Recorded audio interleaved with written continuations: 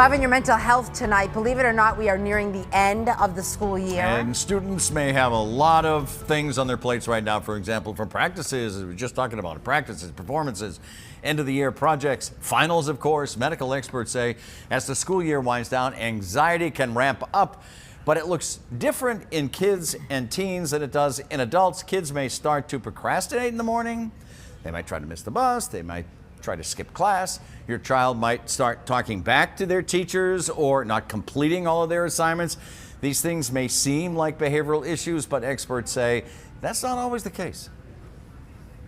We really want to get curious about what they're communicating and make sure we're getting to the root, because for some kids, it's actually anxiety.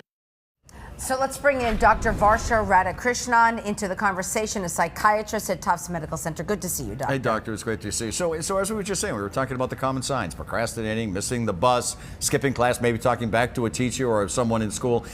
Any one of those things would get a parent's attention, right? And not in a positive way. So why do some kids choose to act out when they're feeling anxious? Well, when kids and teens feel anxious, they may act out because they may not always have the words or tools or space to really express what they're feeling, or they feel overwhelmed by stress and uncertainty.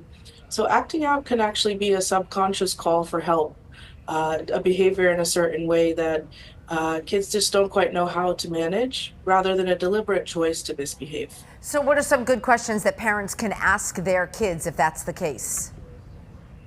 Parents can use open-ended, non-judgmental questions to help kids feel heard and supported.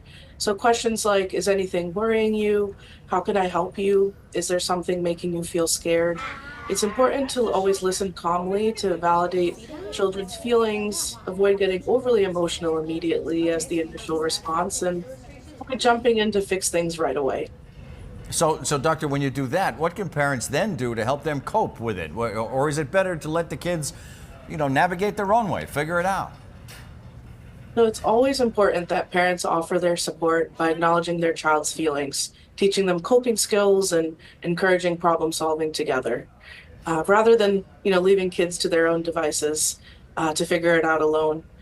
Of course, while kids, it's important to have discipline on one end, but it's also important that kids have the opportunity to learn what works for them in a safe environment. And if anxiety is seriously interfering with their daily life, it's important to also seek professional help.